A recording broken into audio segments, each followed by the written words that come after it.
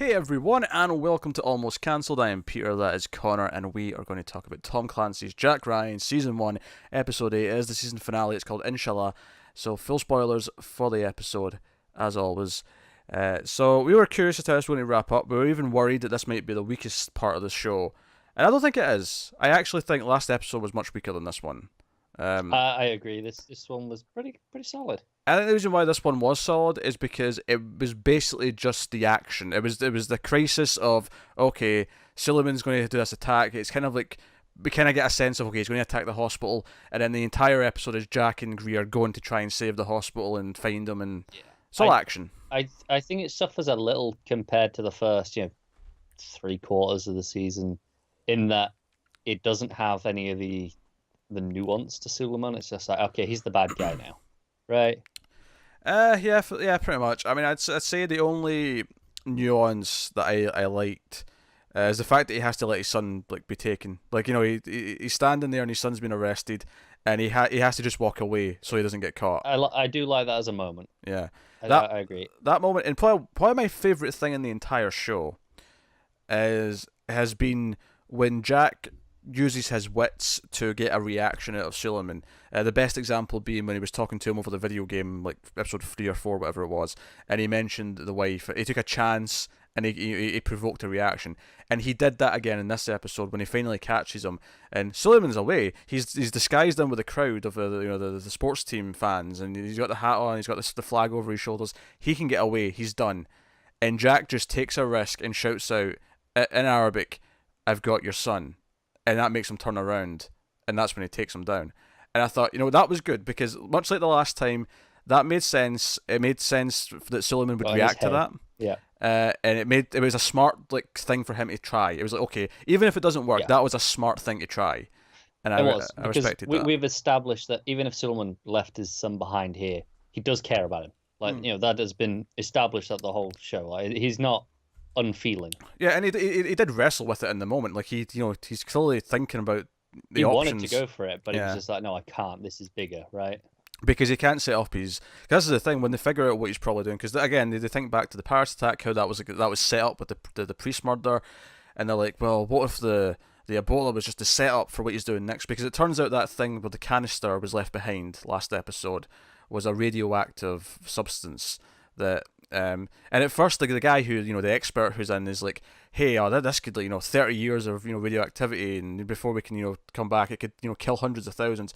And then we find out they don't have enough of that. And it's like, no, there's a much smaller quantity. Yeah, they need 5 or 10 times the amount they've got. Yeah. And he's like, well, what's he going to do then? And that's when Jack's like, well, what if there's set up to this? And the Ebola, of course, turns out to be the setup with that was to get the president at the hospital, because they have to have him monitored and to make sure he's okay and he's not been infected. And then the other setup, of course, is just a simple bomb at a restaurant, a pizzeria, which creates enough chaos because it's the local hospital is the one where the president is. So there's people being brought into the hospital. There's lots of emergencies going on, and that's how they use that to get in. And then they're going to set off this thing. But because they've kind of figured it out, one of the protocols is that they turn off any incoming or outgoing phone signals outside of the approved frequencies, so that no one can trigger a bomb via frequency. So Suleiman has to get further away. He kind of realizes that, and he's like, no, I need to get further away so we can set this off. They've hardwired the phone into the hospital lines, so that's approved as far as it thinks. Yeah. And I actually, another moment I liked for Abby, I really liked when the Secret Service guys like, oh, we need to evacuate the president, protocols, we get him out first, all the patients and the staff working in the hospital, they're collateral, and Abby's just like, screw this, and just pulls the fire alarm, and I'm like, you know what, that was smart. Really smart. I love the dude, he turns around and he goes, oh, for God's sake, really? Yeah. No, he's just like, oh, fine, I guess we do it this way now. Yeah, I was, I'm kind of on her side though. Jack had the same thing. It was like, I mean, okay, I get the president's like a high priority thing. There's pros and cons, because the chaos made it harder to hunt them down. Yes, it made it harder to find Suleiman and the others, and it gave him warning. It's like, oh, they're on to us, so he knew, okay, we've got to get out of here. Yeah, that's true.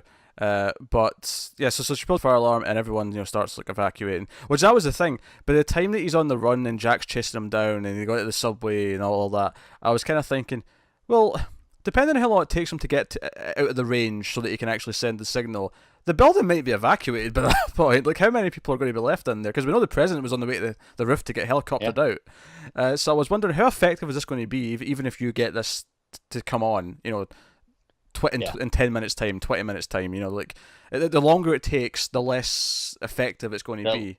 No, exactly. There's going to be less people there. Yeah. But so because it focused on a simple enough crisis where it was just about saving lives and it was action sequences pretty much, that stuff was really good, and that was the majority of the episode. And like I say, it had those little, Jack, provoking a reaction out of him. It had the Abby moment. Those things work for me. I probably enjoyed this the most that I have in the last few. I think the last couple have been a bit weaker than this. And yeah, I was into it. I have a question of something that wasn't in the episode but was glaring. Mm-hmm. What was the goddamn shitting point of Victor? That's a good point. He wasn't in this, was he? What was the point of Victor? Like, I feel like you could go to Oxford, get a room full of, like, experts on the case who can study characters and analyze literature and do all this, and I feel like they would be stumped to tell you what the purpose of Victor was. Because I get, okay, he had his own story, his own arc, right? We didn't like it, but I can see what his arc was. We ended that 2 episodes ago, maybe, when he went and visited the family. Yeah, that was the end of his story, and he's not been brought up again.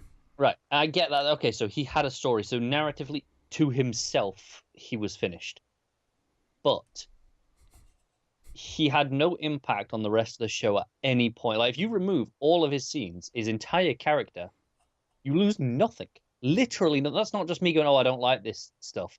It has no impact on anything. No, that's true. And the one moment he in some way intervenes could have been anyone. It could have been a faceless, character. It didn't have to be someone with an arc. We didn't need to see any of that drone strike. We just could have just seen the impact of the drone, and we didn't actually have to be in with the drone pilot at all. No, no. You can cut him entirely out of this show. You would save the runtime on a couple of episodes, because if I remember right, the episode that focused on him a lot was probably the longest episode as well. So you could have probably cut like 10 minutes out of that. You would save our sanity. You would have got a lot less angry rants out of me. Yeah, Victor's entire thing was pointless. The episode opens with Jack having memories of his incident that made him quit being a Marine, and he tells Abby, because he's lying at first, and she knows he's kind of like hiding things because they're being more open about it, and then he just like says, "Oh, it was a helicopter crash," and then he actually goes into it, and she sits and listens, and there's this thing where they were evacuating innocent people, and this kid was an orphan. He wasn't on the approved list, but he with his big heart said, "Oh, on you come, son." And the kid had a grenade, and it was a kid, because you knew the helicopter went down, and I think getting into it, you're thinking, oh, the chopper's going to get shot down, and he's going to feel like he killed the kid because he brought the kid on board. But no, it turns out to be much darker than that. The kid's the one with the grenade who took down the helicopter. Which, I like this scene and this revelation. I think it plays nicely, and it gives a lot of weight to, even now he's still determined to try and save Suleiman's kid. Like, he's really bad for that. But I think more importantly, the final moment with that, where he returns them to Haneen and the sisters. Yeah. Where he said, Greer says, "Oh, you were right not to give up on him. You saved that kid's life," and he says, "We'll see." That's his response, and that made sense to me given this opening scene, because he's worried that this kid might still become something bad now. He's trepidatious about it, yeah. Because he's went through all this stuff with his father, and he's seen the dead bodies, he's seen everything that he has. Yeah, my only problem with this is maybe a problem with it being in the last episode, is we have that scene where he's haunted by the kid. He sees the kid in the mirror. Yeah, I hated that scene. When he sees the ghost. I'm like, that should have been something that either you don't have or should have been present all season. Like, he should have been. This is my problem, is that there's no problem. If you want to have the conceit where the character's been haunted by like the ghost of someone, that's fine, as long as it feels like it's in style with the show. This felt so out of place in this show. We've never had anything like this. It felt so weird to me.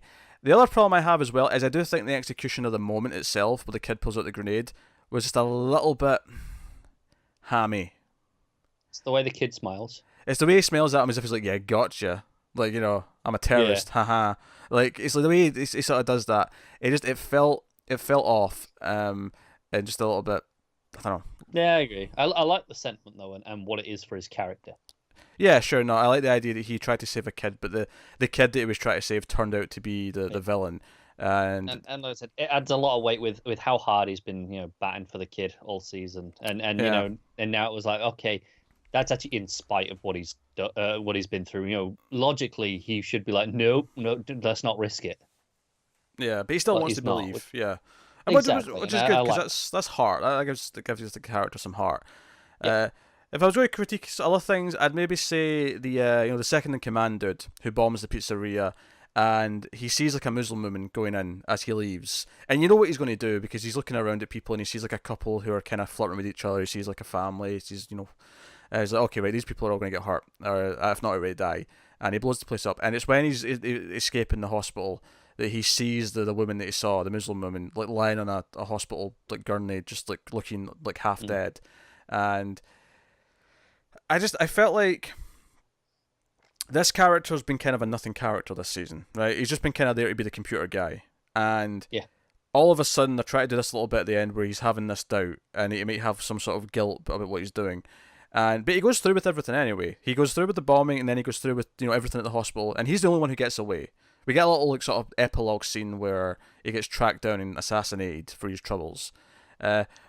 But I kind of just felt weird in that assassination scene. I was like, I don't really care about him that much though, and it's just because he's not really been that much of a character. But for some reason, they're trying to make us care about him. I think the only way it's interesting is who was it that assassinated him, right? who ordered it. Yeah, well, we know who Asaka we saw Yeah. him, but yeah, Yeah. But who was who's he working for? yeah, who ordered it? Like, would it have been more interesting for him to like change his mind and like stop everything somehow, or I don't know. No, that would have felt cheap. I think just have him contemplate it. Just well, have a moment. okay, maybe not stop everything, but like have him like actually just opt out, right, without the others knowing, and that's how he escapes. It's because he opts out and doesn't take the risk because he decides he doesn't want to, and then he gets assassinated anyway. And then you have this moral sort of thing where he kind of changed his mind, but he was still kind of party to everything up until that point, and it makes everything a bit murky. Whereas this doesn't make it murky. This is like no, he thought about it and then did it anyway. If anything, he's more evil now, and sure he's dead, but I also didn't hate him like properly either because he's also been a nothing character. He's kind of the henchman. Yeah, it's hard to care. It's hard to care. It's not that big a part of the finale, but it was just a couple of scenes, and it was like, these aren't working. Yeah, one of my other critiques, we've mentioned a few times how they feel like they have to, because it's TV, bend the rules a little bit, just to make things work for the sake of the plot. And I'm thinking when Suleiman's coming into America and you got the border force people there, this is the most wanted terrorist in the world. Which on every TV. Yes, that's what I was thinking. Specifically when he was breaking into the hospital and he was walking around and tons of people were seeing him. I was like, wait a minute, he put out a manifesto video after the Paris attack. See, this is the thing. I can actually buy the hospital one. He's in a you put him in. You put someone in a uniform. You don't give them a second look. You just don't. So I can buy, especially in the chaos like that. They're not thinking about it. They're just going, right, okay, this is a paramedic with a body. Well, let's let him in. By this point, sure, but what I'm saying is that this was the point where it really started to dawn on me, like how many people have seen him. Because it occurred to me in the scene where he was getting his passport checked, and I was like, really, you're not aware of the guy who's been on TV with a manifesto? Like you're not aware of what he looks like. That really bothers me because, like I say, in the chaos, he's wearing a uniform. People aren't giving him a second look. They're not even noticing that he's there. Whereas this one with the passport, like he's actively looking at him and going, right, okay, who are you? That's this man's job.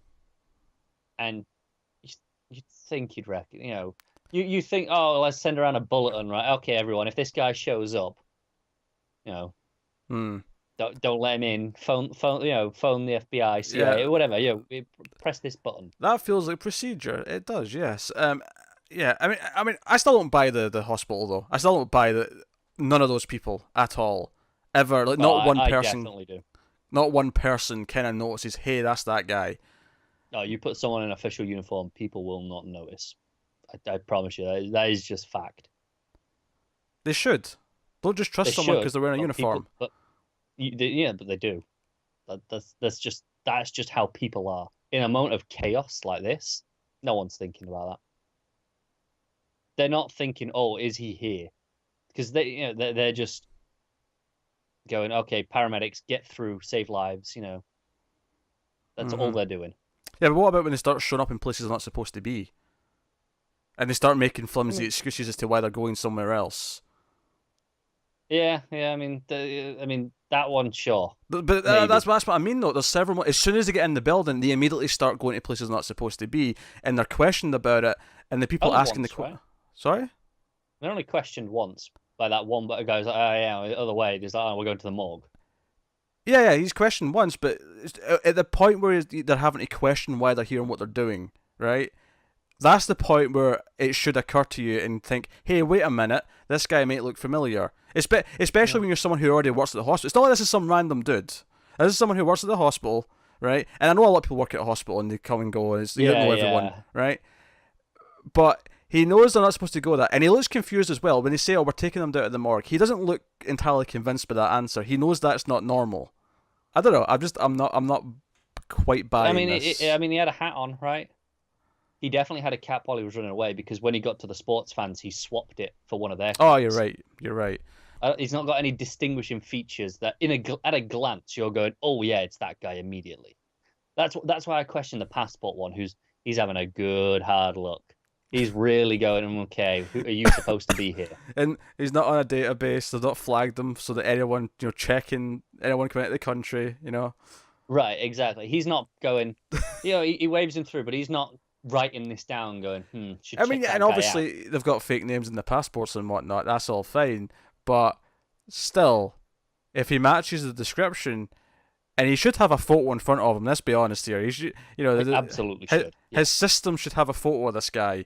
Um, especially at a time like this where he's on the run and like the authorities are actively expecting an attack. Like this is like they know he's going to do something. They're waiting on it. Yeah, absolutely. This is unacceptable. This man should be fired. It is worth mentioning it's not at like a big airport. Like and that's not saying this excuses it, but they're at like a sort of private like airfield, and this is like it's just one guy at a desk as opposed to like the actual Yeah, airport terminal with all the security and whatnot, which I think obviously they intentionally picked because they figured this would be easier to get through, but yeah. It turns out he's right. a bit more right than he should have been. I would expect. I don't know, but I was having trouble swallowing this because it was when it got to the hospital scene I started thinking about it more in depthly, and it was really starting to bug me that he was walking past so many people, and like. And it's not even like just here. He's out in the streets before. He's coming in. He any time between the airport and where he was like setting up their stuff, and then there from the hospital. Like I don't Yeah, know. It just come on now. I wonder if part of it is just people aren't expecting him to be in America. No one's looking for him. For just people on the street. Oh No one's sure. looking out for this guy. They're going, "Oh, he's in the Middle East somewhere. He's not on the bus." Anyone can be anywhere. I mean, they can, but I mean, I assume there's an expectation, right? Hmm. And I'm not even saying that I would notice them. I'm saying that it's more the numbers. It's like eventually out of X number of people, someone should go, hey, I wait a get you. minute, wasn't that guy? And then they say to someone else, is that guy? And then that makes someone else examine them a bit more closely, and they go, wait a minute, you might be right. That might be that guy. And then it spreads, and No, I get you. I get you. so that's It all comes down. It all comes down to the border patrol dude, though. yeah. Unacceptable. Um, and you have to imagine that if the guy had caught me, just shoot him right there and then, and they'd make a run for it and try and not get Oh yeah, caught. probably, but that immediately, puts him on the back foot. Yes. Uh, so as much as we critiqued that and critiqued a couple other things, the Ghost It's one of Boy, those things where I kind of go, it's TV, yeah, whatever. the, I'm gonna the let it go ultimately. the zombie Ghost Boy felt so out of place to me though. But Yeah, I hate the that. the actual action, the actual the hospital crisis and try to find him and the chase afterwards in the subway, Yeah, was mostly pretty fun. But like I say, the best part of this show is absolutely being Jack trying to outsmart Suleiman, and the few times he's done it have been quite effective because they've set up why he falls for it, and that doesn't feel cheap. That doesn't feel like just a bullshit TV thing. It feels like no, they set up why he would fall for this, and then he did fall for it, and it was fine. So good. Yeah. So the show ends. The show ends with Greer getting promoted. He's going to Moscow, and Jack takes his old job. He gets a promotion, and he's all miffed at first because he thinks Greer's just sort of basically not even saying goodbye properly, and he doesn't really care. They're not bonded. They're not growing a friendship. And then he gets this like dossier, from the old manager to the new manager. Here's the list of things you need to do, and right at the front it says, "I booked you a flight to Moscow." Yeah. There might as well have been a smiley face on it, and then Jack smiles because he's new. Can you imagine Graham putting a smiley face on a note? He's like, my new BFF. That's the word. That's the acronym. What's a BBF? I don't want to know. BBF is Backstreet Boys Forever. Sure, I'll go with it. You can tell I'm not someone who uses that acronym on a regular basis because I had to think about what it was. These kids, they don't. Do you know why you don't use it on a regular basis? Because you're not a 14-year-old girl. Well, that explains that. Yeah, there you go. Yeah. Aye. Yes. Hairy arms. Yes. Okay. Sure. We've deduced that I am in fact not a 14-year-old girl. That is quality. So, and he got a smile on his face. Do you know what's funny? Like, I think there was enough to enjoy in here that we had a decent enough time. It's definitely not must-see TV. I think when we get to our top 10 shows at the end of the year, there's little chance that this is getting close to being on there. As for covering a second season, which is definitely coming, they renewed it before the first season even went out. I feel like it depends on how busy the time is when it hits. If it hits when there's a Netflix show, another Amazon show, or whatever, I feel like it might be left behind at that point. But we'll see. That's not a guarantee one way or the other. But I definitely enjoyed it well enough. It's kind of popcorn TV, right? I don't regret watching it. I had a good enough time, but it's not world changing. It's not going you must watch this. It's compared to we just started Maniac, right? Mm-hmm. We're a few episodes into that. I'd say no. If you're gonna pick, you watch Maniac. Yes. So, but it's still pretty good.